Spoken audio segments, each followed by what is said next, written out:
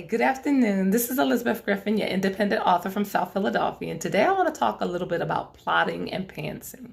So if you're a writer, you may have come across these terms, but I'd like to elaborate on them a little bit. So if you are a plotter, you could be a person that likes to outline your story from beginning to end. And you may use the format that a lot of high school students use, which is the Roman numeral breakdown and then the subdivisions of capital A, capital B. And then you break that down even further to small a, small b, and the numbers, number 1, 2, 3. So you may break your plot and your story down in that type of format. And that's real structured. For me, I like to outline in a different way. I like to break the story down into chapters. So if my story is about, let's say, 30 chapters, I will put a sentence in each chapter about what that chapter will be about. And I'll do that from beginning to end. And it's a rough guideline. I don't think that I will stick to it completely. I may deviate, but that gives me structure to know where the story is headed. And obviously, as a writer, you have the liberty to go in different directions, but it gives you some vision from beginning to end. Other people may like to outline in a pantsing type of way where they may jot down some information and then just start writing. So that is an example of a plotter. If you are a pantser, you are a person that writes by the seat of your pants. And you could be a person that just sits at the typewriter or the computer and start typing.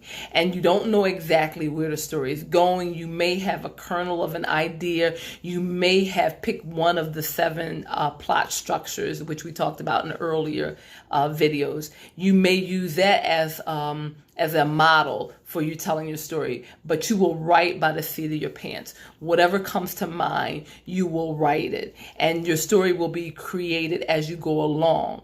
And so you will discover as you're writing it, different things that you didn't know about the story because you hadn't thought of it beforehand. So it's as though you're writing it and reading it for the first time. So that's an example of a pantser. For me, I like to do a combination of both. I like to have a kernel of an idea. I like to have the thesis or the theme of the story. I like to know what the plot is, one of the 7 plot structures. I like to have a theme. I like to have a profile of my characters. And some plotters will have detailed breakdowns of all their characters. And I've heard of some authors who use spreadsheets for their characters, for their settings, for their history, for all the background information. Or you can use a composition book, which is something I like to do. I like to write in a composition book and keep information there, like story ideas.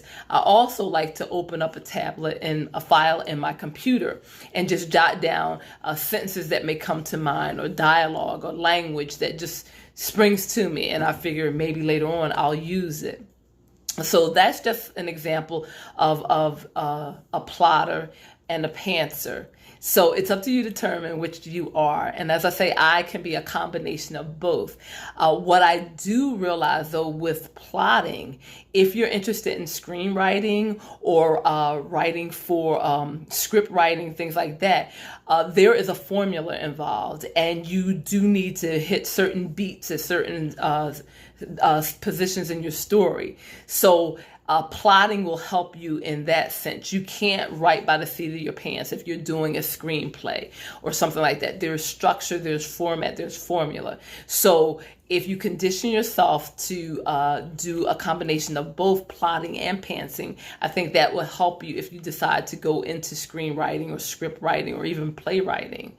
So this is my take on pantsing and on plotting.